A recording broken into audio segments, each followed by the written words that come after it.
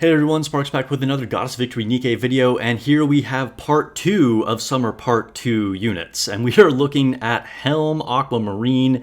She looks amazing. My vote goes to Anise for the best looking summer unit, but Helm definitely looks fantastic even if she's a little bit shy during this wet t-shirt contest. She is a attacker burst 2 iron type with an assault rifle. So right off the bat we might be tempted to compare her to Nihilister or Rupee as a burst 2 attacker. Both of them are very strong units. And, attacker burst 2s are a little bit more rare than supports or defenders. However, I think Helm actually functions a lot more like a support unit. So let's go ahead and take a look at her skills. So her skill 1 is a passive, activates after landing 30 normal attacks and affects the target, deals 131% of final attack as additional damage. So this is very strong. After 30 attacks, which will get off fairly rapidly with an assault rifle, she deal an extra 131% of final attack, which is much better than just normal attack.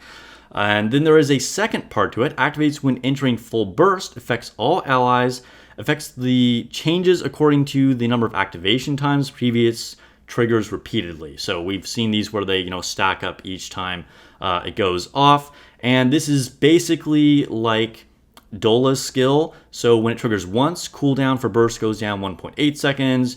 It triggers twice, it'll go down by 2.2 seconds, and then after 3 times goes down by 2.6 seconds. So this is really, really good. Burst cooldown reduction is one of the most important things in the game, and right now I believe we only have 5 units that do that, and most of them are burst 1, so having another burst 2 option for burst cooldown will really help with flexibility in building teams for raids. Also, I don't know where I was going with that. We'll go on to burst 2. Oh, I was going to say, Sakura is kind of like forced in there a lot as a burst cooldown unit, but she's so niche that I think she might get taken out in a lot of teams where Helm is just going to be better. She is a little bit niche, but I think her kit is looking more applicable to most situations than Sakura, so it could be a bit of an upgrade there as far as burst cooldown in Union Raid or Solo Raid even more. Okay, anyway, skill 2. It is a active ability that has a cooldown of 4 seconds, so this is going to be going off quite frequently. Affects one enemy randomly. Okay, I don't like this. High-level competitive players of any games don't like RNG, but let's see what it does. Deals 105% of final attack as damage. Okay, so final attack is really good. 105% is a decent modifier, and if you're only fighting one single boss enemy, this is good. The randomness just doesn't even matter, right? Where this is going to trip you up sometimes is when you have a large boss that also has little bits of mobs around them. Now it has a second part which affects the same target when they belong to electric code, which is the weak element to iron, which Helm is iron, and damage taken will go up by 5.6% and stacks 5 times and lasts for 5 seconds. So considering this is going to go off every 4 seconds, this could result in a very high damage increase. Obviously, this is not going to be relevant against anything that isn't electric, but this could be very strong in the proper situation. Her burst is a 20-second cooldown, which is great. We always want to see that on our burst 2s. Affects all enemies and deals 164% of final attack as damage.